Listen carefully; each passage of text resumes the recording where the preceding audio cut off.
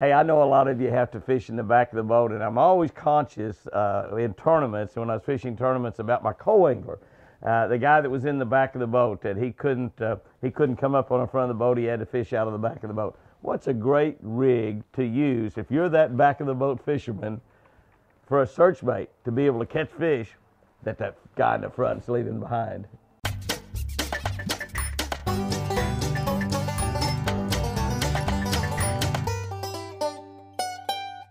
Good morning, guys and girls. April 5, reading from my Catch a Better Life book, Job 19:25.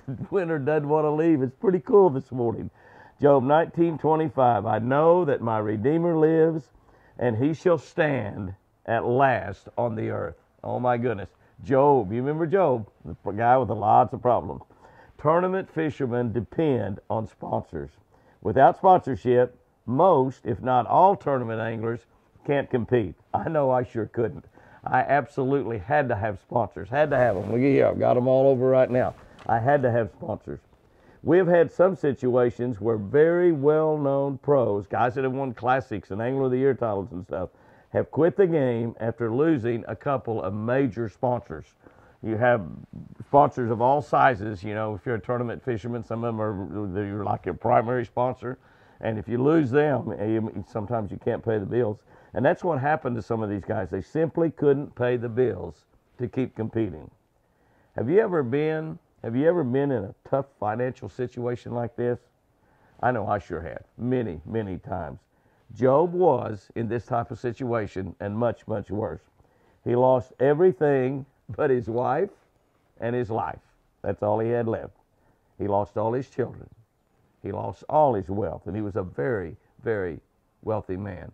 He lost all of his associates, his friends. He lost his health. He lost all possessions, everything, all gone. Total desperation. Total desperation. How would you react? How would you react in that situation? How would I react? Would you blame somebody? Would you maybe blame God? Many people do. Do you blame God? We can see in today's verse that at Job's most dreadful moment, his faith seemed to be the greatest. When he was in the most dire desperation of his entire life, his faith seemed to be the greatest. Isn't that remarkable? Isn't that remarkable? That's amazing when you stop and think about it. Absolutely amazing when you stop and think about it. God was his Redeemer, and he stood on that belief. We'll all have trials. Can I tell you, we'll have pain. But we know that our Redeemer lives.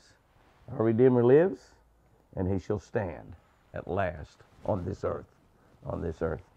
Here's our tip for today. It's a pretty good one. It's for you guys and gals that sit in the back of the boat and let somebody else run the trolling motor and pick off all the easy fish up there. A Tokyo rig. That's right, a Tokyo rig.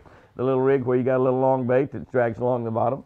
A Tokyo rig is an exceptional bait for back of the boat search bait to catch those fish that the guy up in the front leaves behind. Guys and girls, go out there and have you a fantastic day today. Remember when you're out there today, don't worry about whatever the circumstances are, whatever the situation is.